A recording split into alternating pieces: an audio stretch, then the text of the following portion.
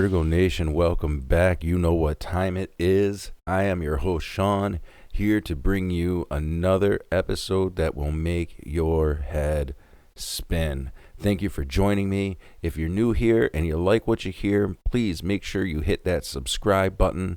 You can also find me on Facebook, TikTok, I'm forgetting something, Instagram, all the social media that is out there. Make sure that you're looking for the Vertigo Podcast with your host, Sean. And again, thank you. Thank you so much for the continued support. Can't say it enough. I say it every episode. I will continue to say it every episode.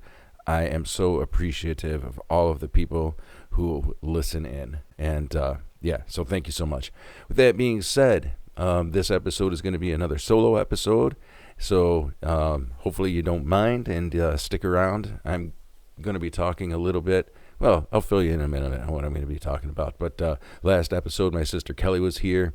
Got a lot of positive feedback and positive responses from her being here. And we're going to make sure that Kelly is a little bit more regular on the show. I also enjoy when she comes in. Her and I hit it off so well. And it's just natural, when you find somebody that you can just co-host with like that, and it doesn't take a lot of effort or work, it's so easy. Also, upcoming episodes, we'll have some more guests. They're currently being scheduled. Some you've heard from before and some brand new. So once I get those on the schedule, I'll make some more announcements. So pay attention to Facebook, Instagram, TikTok for all of your Vertigo Nation news. VNN. All right. So, past episodes, obviously, I've talked a lot about my boys. A few of them have actually been on the show. Obviously, Sean, Maddox, and Zach have all been on the show. Seth, lives in near the Corning. I wanted to say Cortland, but not Cortland, and I knew that wasn't right, but down near the Corning area. And so, unfortunately, he doesn't get to make it up as often. But, looking forward to having him on the show at some point, too. But today, I thought I was going to kind of give just a special nod to my daughter, because I do talk so much about my boys, and obviously I'm so proud of them and the things that they have accomplished for themselves and the journey that they are on. And, they're on an amazing journey. I don't know, how else to say it or what else to say. So especially proud of them. But, my daughter, I don't get a lot of opportunity. She's special needs. So that makes it a little bit, I guess, different right there, because, she's considered nonverbal. So I can't get her to come in and sit down and have a conversation in the essence of how we do on a podcast. With that being said, I don't see her as being nonverbal at all. I just see that she communicates differently. And so I definitely feel like her and I have a strong connection, and that I absolutely am in tune to her needs and wants.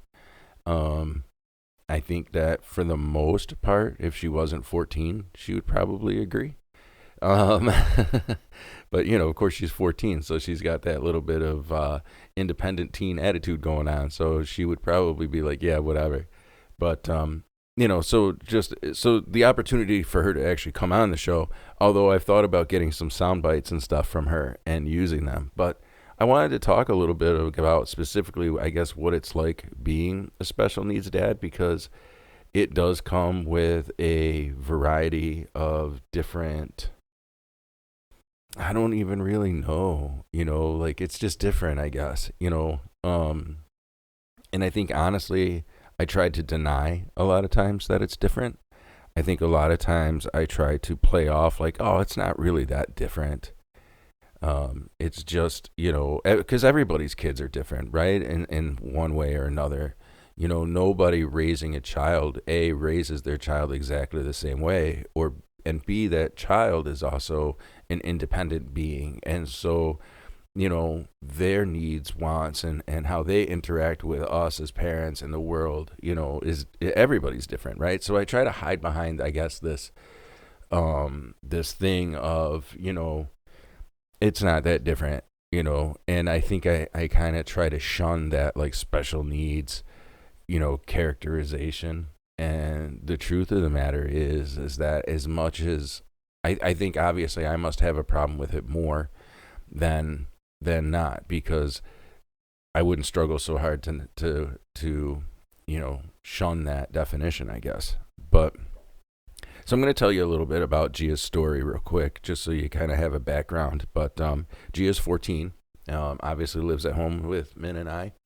And and Gia has this incredible superpower, man. Anybody that meets Gia just falls in love with her because she is that kind of light. She really is. Anybody who has had the opportunity to meet Gia from in school, her teachers, I mean, her teachers still, and teachers are pretty incredible people anyway. I feel like teachers, especially good teachers, they remember students. And so, all of us at some point in our life, we have a memory of that teacher, or there's a teacher that we still hold in high regard, and that teacher probably also still remembers us, and if we have the opportunity to still see them, probably even still is warm and fuzzy to us, hopefully. And I feel like that's Gia. She's one of those people who imprints on people, and when she meets people, people remember her, hopefully for the right reasons, because she can have a little toot at times, but like I said, she's 14. So anyway, Gia, Min and I adopted Gia when she was just 2 years old. So Gia's lived with us for 12 years. And we knew that Gia had special needs at the time that we did the adoption. At that time, we were already aware she is a cancer survivor. She survived a cancer called optic glioma, which is, it's not a deadly cancer. It's not a cancer that typically it does cause blindness, and it does have, I don't want to make light of it. It's cancer, but it's not often a type of cancer that is deadly. However, for Gia, so an optic glioma is just that. It's a cancer cell tumor that is growing on the optic nerve. In Gia's case, where it was on the optic nerve was also very close to the pituitary gland, and because of the size of the tumor, it was putting some pressure on the pituitary gland. And so they tried, to shrink the tumor using, obviously medication, chemo, and had no luck, no dice. And so, now she's in foster care at this point in time when this was all happening. And so they decided that the best course of action was to remove the tumor. And so she had a surgery to remove the tumor. The surgery was, for all practical purposes, was successful. They were able to remove most of the tumor. She still does have a little bit left, and she still has to have that observed, but it's not growing and it's not causing any issues. However, after the surgery, Gia, who is now 1 year old at this point, she had a stroke. And the stroke, so the tumor and that operation left her blind. And often kids with an optic glioma, they end up blind anyway, because unfortunately that is what the cancer robs them of is their sight. So as much as it's not a deadly cancer, again, it obviously has some negative impacts, and one of those is blindness. And so Gia was more likely going to be blind whether she had the surgery or not. Of course, having the surgery, caused her to be blind. But then on top of that, she had a stroke. And so the stroke is actually what caused more of her needs than not, right? And so because she had the stroke, she's got left side weakness that also impaired her ability to be able to, speak. Although, like I said, Gia definitely, she does say words. She likes to repeat movie lines. So she is able to do it. But, it's minimal, I guess. She doesn't communicate in the same way or speak as clearly. And so it's hard to understand what she's saying. And a lot of it sounds like kind of like baby babble, to be honest with you. And so anyway, so that was her life before coming to us. So obviously, she has been able to be stable. And was able to heal and was able to be adopted. And so Min and I adopted her. Again, that was, 12 years ago at least right now. And so I remember, so Gia is originally from Texas. And I will tell you, yes, she is adopted, but you can't tell me that. Man, the love that I feel for her is no different than the love that I feel for any of my other children, A, but B, biological or not, doesn't matter, man. So I can tell you she's adopted, but don't you dare tell me she's adopted, if you know what I mean, because in my mind, that doesn't matter, and it's not a thing. So when I first met her, so Amanda went down, Min went down to, I was going to say El Paso, not El Paso, San Antonio. So Gia is originally from San Antonio, Texas. So Min went down to see her and to meet her and do a meet and greet. And that was kind of the first step in the adoption. So Min got to meet her first. Of course, I got to meet her via FaceTime and such like that, but it's obviously not the same, right? So fast forward, we get approved for the adoption. All of those things, happen, which are time consuming. And Gia makes her way from San Antonio, Texas to Syracuse, New York, to the airport. And so I remember that day meeting her, she gets off the plane with her, social worker at the time. And I remember, so again, Min had already spent time with her and met her. So Min greeted her first, of course, because that's at least a familiar voice person to Gia. But then I scooped her up out of her little safety seat, that carrier that she was in. Again, she's about two and a half at this point. She's just a little peanut, man. And I remember grabbing her out of that whatever, seat, carrier, car seat kind of thing, and I just fell in love with her.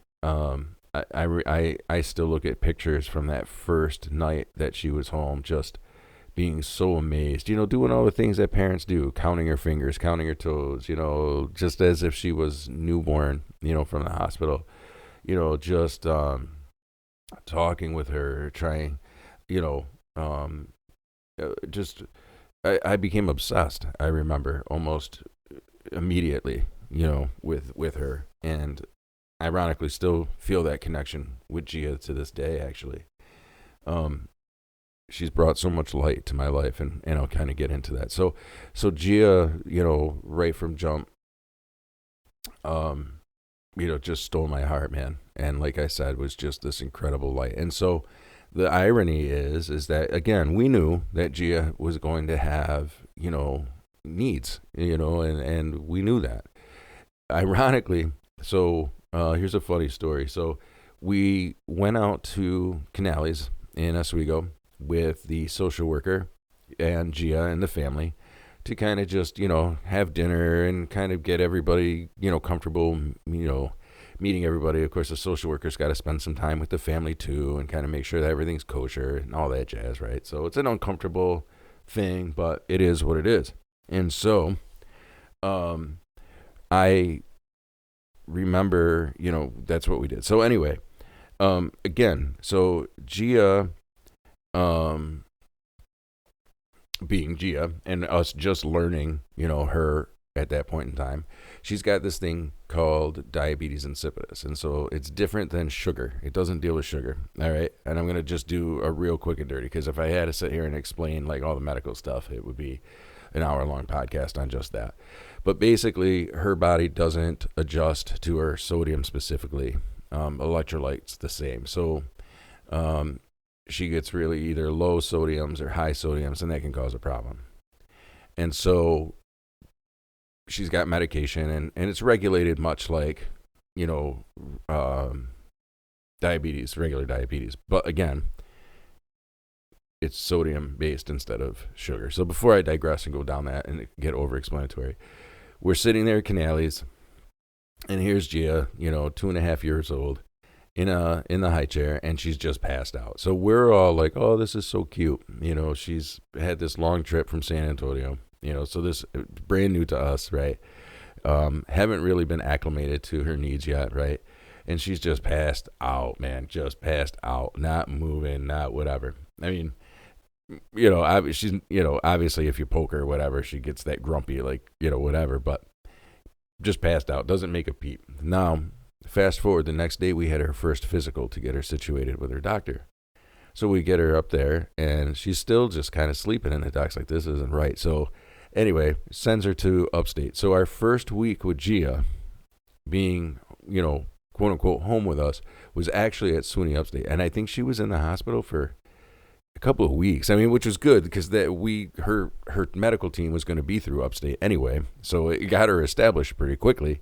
We didn't plan it that way, but yeah, so Gia literally came off the plane, was with us for the night, and then boom, right into the hospital. So that was our introduction to Gia. And, it's been kind of a roller coaster ride since. I mean, she's had years where she's been really awesome and not a lot of hospitalizations and hospital stays.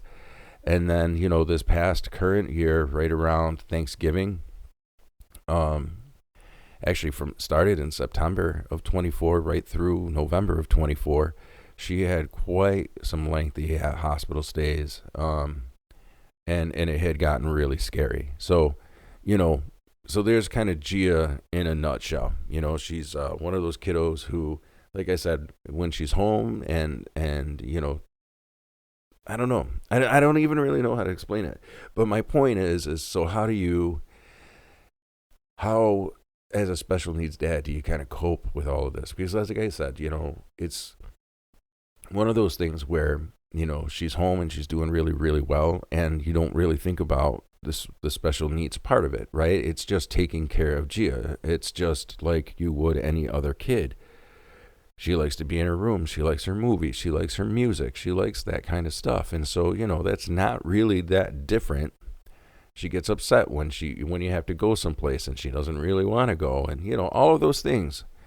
But then there's these hospital stays, where you then start to realize really quickly, the value, I guess, of life, and the value of the, these relationships, I guess, it's tough because, there's so much to weigh out, especially as a guy. I think, for me, I'm really try to really be good about, responsibilities, and staying on top of it. Like, I've got to go to work. I've got to go and do these things. And I am loyal to almost a fault, with work, at least. Like, I don't like missing work. It bothers me. It stresses me out, but at the same time, I understand that, and also burn myself out where I get just, emotionally depleted to the point where it's like I can't even fathom interacting with people. And so that, of course, causes call-ins, but then Gia, so I take on so much, I think, and then I'm beginning to understand, like, the impacts of that. And so, anyway, that's kind of the tough part, too, with Gia is, like, she's got these hospital stays, and they can be lengthy. I mean, we're talking a month sometimes. I think sometimes it's even been longer than that. I think her longest hospital stay has been almost 2 months.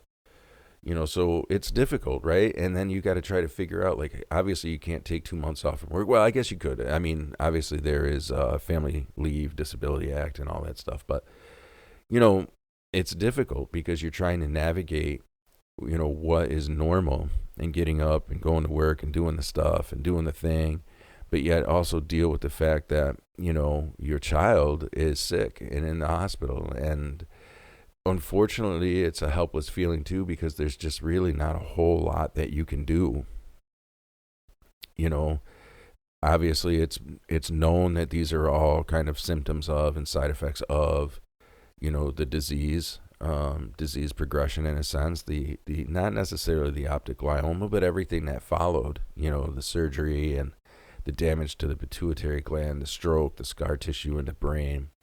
All of these are symptoms of, a greater kind of thing going on. And we don't really know as she gets older how that's going to look or what that's going to do. And so it comes with all these other fears, anxieties, thoughts, And so, you know, it's just, it's incredible. And then I guess, I never really thought about it. And I guess I never even really thought about it until obviously, I had this subject in mind when I was getting ready to do the podcast. But now that I'm sitting here with the mic on and really kind of talking through this, I realize there's a whole lot of emotions that I don't think that I ever really have sifted through or even really begun to, I don't identify or wrestle with. I don't know which it is, because I guess I wasn't as prepared as I thought, because like I said, sitting here thinking about it now, it's like, I wanted to talk about all of the fun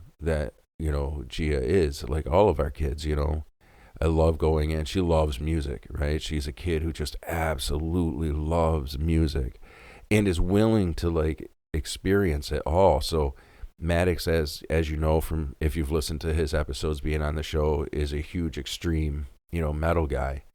And so when I say extreme metal, for anyone who has not listened to those episodes, like he listens to like death metal and metalcore and deathcore and, the extreme metal, heavy stuff. And he's introduced Gia to that. And there's some of it that she absolutely loves, man. And she will just, you can always tell when she loves a song because she just sits up and boy, she just bounces along, whether it's, kind of, she does this dance, and she just starts grooving and dancing and doing her thing. And so, like I said, there's music that Maddox has introduced her to that she's absolutely just loved.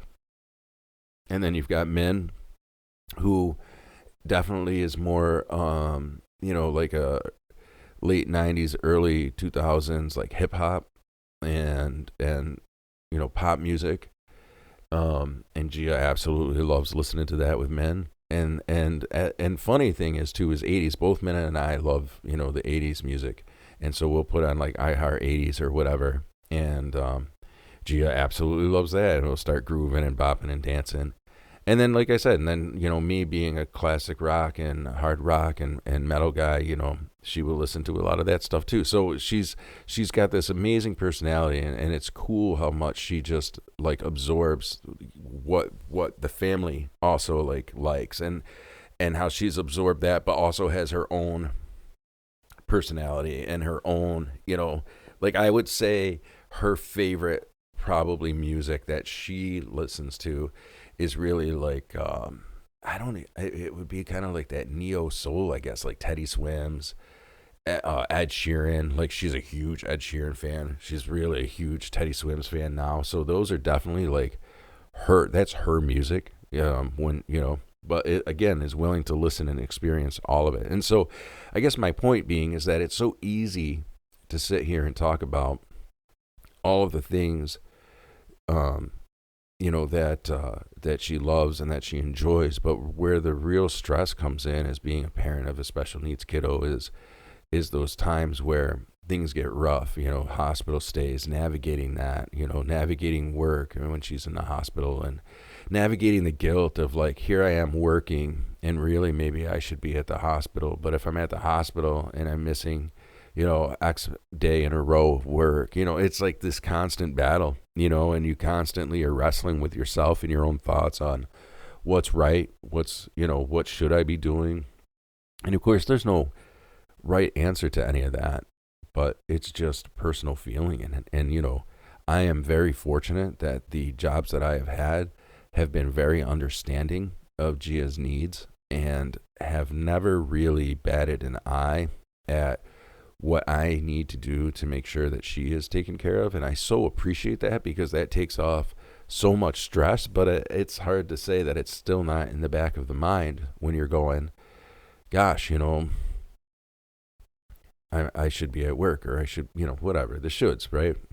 You should not should on yourself, as a counselor once told me. But, so anyway, yeah, it just comes with this whole nother level of dealing with things emotionally, And then I have to admit that I am also just trying to learn and navigate my own mental health in general, Obviously, that's no secret. One of the things that we talk a lot about on Vertigo, whether we're goofing or not, is, where people are on their journey of, self-discovery, but also just, things that impact us and where we're at and kind of that whole like mental health check-in. Um, and so here I am on this path of wanting to be better and wanting to, kind of come out on top as a better version of myself. But I also have to acknowledge that I'm not just struggling with my own like pieces of healing within myself. Like there are these outside things, Gia being one of them, that we deal with, that it makes it really difficult. And, so then that plays into all of it. And then, of course, with that comes, the guilt of like, well, I probably should not be feeling this way, or I should not be, and it's, so anyway, I guess what I'm trying to say is that being a special needs parent and a special needs dad comes with its own kind of braided rope, that you've got this other things that you need to navigate. I wish I could tell you that, of course I worry about my kids, right? I worry about my boys. That's a normal part of being a parent, even though they're all in their 20s. They're all young adults, really. They're not kids, they're young adults. um Two of them have kids of their own. Zach and Sean have been on the show and they've talked about being parents themselves. And so obviously, they are growing and moving on and living their lives. And it's such a proud moment to see, right? And you always feel this, though, connection of like, you just don't ever want anything to happen to your kids. And so then dealing with Gia, though, is this kind of reality of knowing that mortality is lurking. I don't know how to put it. Like, you just fuck, man, I don't really even know how to say it. I guess I'll just put it out there as plain as I can put it, and then it's just out there, I guess. But I know that her life expectancy is shorter than most people's. Now, it doesn't mean that I have a date or an age or anything like that. Like, we don't know, but we know that as she has gotten older, she's aging more rapidly than most kids because of the stress that her body is already under, because of, again, the things that had happened to her at such a young age.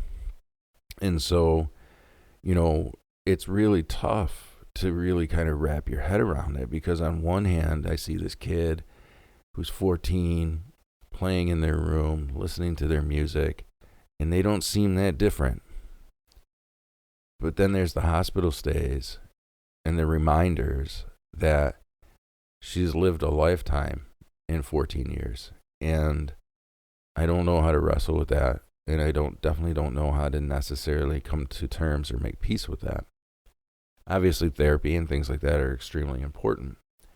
But I also just have my own way of kind of dealing with things. And that's the tough part. And so needing to understand, or, I don't even know, like, so this last hospital stay was pretty significant. And palliative care, got involved. And again, we don't know. Gia's fine and healthy now, but things change for her so rapidly. And again, she's 14, she's going through puberty, she's going through changes, and we just don't know how her body's going to respond. And so, it's just so crazy, and I'm sure people who have loved ones who are battling cancer or maybe are on hospice or, those things, they can understand. And I'm not saying that anybody else doesn't understand, but it's just a different level that it's hard to explain emotionally to people. That, I feel like I have a really good front. I play really well. I can put a smile on my face and be pretty chipper, and no one would know the difference. But I can't tell you how many times I feel like I get lost within my own sea of thoughts, thinking about, waking up in the middle of the night because I hear Gia make a noise, and instantly waking up in wonder because she has seizure disorder as well. Is she having a seizure, running in there in a panic just to find that, she's just sleeping and being a kid and, maybe made a noise in her, I don't know. Maybe she farted. I don't know. You know what I'm saying? And, it just comes with this whole different level. And those are the things that make it hard, to kind of go through. And it's like, it's not one of those things where you think about it daily, right? It's not like I'm sitting at work every day wondering. But it's like you just find yourself lost in these moments at times. And I guess you just need to give yourself grace and kind of allow yourself to have those moments to get lost in those thoughts. But I think it's also important to really understand that you've got to pull yourself back to reality and kind of do the self-talk of like, hey, everything's cool, everything's going well, everything is A-okay, there's no worries. Like, you kind of got to just do that thing, I guess. So, yeah, I don't know. I don't know if this pod is I guess it's a lot more difficult than I thought it was going to be, coming on the mic and just kind of introducing my daughter and talking about life with her. Because there's a lot of things, like I said, that are different. She's in a wheelchair, for example. So going out in public and going to appointments, like I don't care about people like staring there. And I feel like there's not a lot of that anymore. It's not like in 1980, I feel like in 2025, there are still people who are rude. There are still times when I'm pushing her. We took her through Taste of Syracuse, for example, which I know is busy, but she has every right to go. She has every right to experience that just as much as the next person. And people just get so upset because I'm trying to push through a crowd with her in a wheelchair. It's like, listen, people. I had one dude who I was pushing her through the crowd, and I accidentally hit his ankle with her foot thing and like spun around like ready to fight. And I'm like, dude, it was an accident. First of all, she's in a wheelchair, and you're not gonna, you're not, there's no reason you're not gonna do this right now, kind of thing. It's like I feel like that. I get protective of my boys for sure, but there's a rage that comes out real quick if someone wants to like look at her cross-eyed or, wants to say something because we're trying to push through, a crowd in her wheelchair. I've noticed, I'll tell somebody to go shit in their hat real fucking quick. And I'm not saying that that's okay. I've just noticed that difference, that kind of like, hey,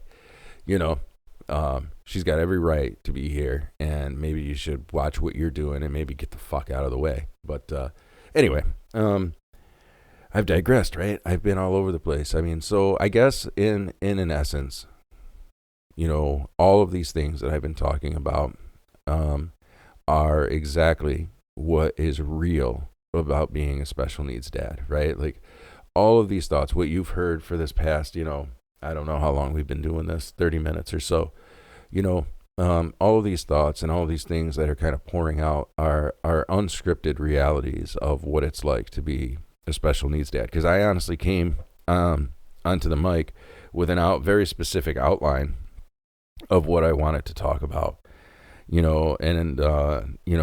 I wanted to talk about her adoption, of course, and kind of give that background story and just talk. But, it got to the point where I started talking about what is it like to be a dad of a special needs kid. And I think that you just got the real of it, because I completely went off script of what I was going to talk about and really honestly just got lost in the vibe and the feel of the moment. And so hopefully you're still listening to this, and hopefully you're still, haven't lost interest. But I just also wanted to take that minute to say everything that you just heard in the past 30 minutes was like the raw, real emotion of what it's like to be a special needs dad. And I guess I could go back and read my notes to you and tell you the things that I had scripted out about what it's like. But now that I'm thinking about it at this point in time, it doesn't really matter, because what you did get was, again, the real. You got the real of me sitting here trying to fumble along and really try to explain what it's like. And this is what it's like. It's like living in a void of the unknown. Things right now are great, and that can change at any moment. And I guess you just deal with it moment by moment, and that's the reality of it. And so, sure, there's the stress of missing work. Sure, there's the you never get out of the baby phase, in a sense, right? Like, we have to pack her wheelchair. We have to make sure she's got her meds. We have to make sure that she's got her snacks, and we have to make sure that she's got all this stuff. So it's like there's a part of that never really ends. So that I guess that does add a level of exhaustion to the end of the day. but you just do it, because you do for your kids. And so you just do those things. And those aren't things that I necessarily think about. The things that I get lost in thought about are, she's doing so well today. And, I just want her, I think like every parent, right? We want to outlive our kids. And what I think I struggle with the most,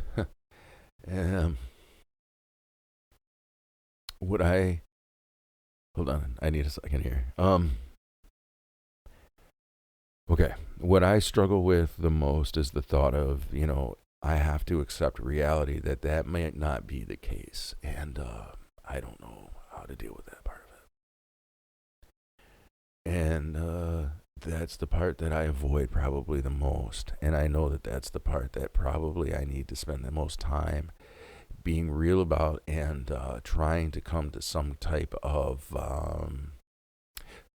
acceptance is really what you need to do. You need to find acceptance of that's just the way it is. Not wait for it, not hang on that moment. Allow yourself to enjoy every moment, but also understand that at some point there's an end. And that's, I think, the hardest part of being a special needs dad. Is just trying to come to the understanding at some point I may have to deal with the real grim reality that I don't get to run from this one, and so that's reality. So we're gonna leave that. We're gonna leave that right there. So to any of those parents who have a special needs kid, we stand with you, of course. We understand the difficulties and challenges that come with that. We understand the hostility of the world. We understand that there are people who don't understand and can't fathom that.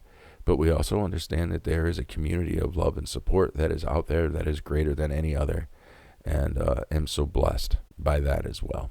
And so I am a girl dad. And I am a proud girl dad.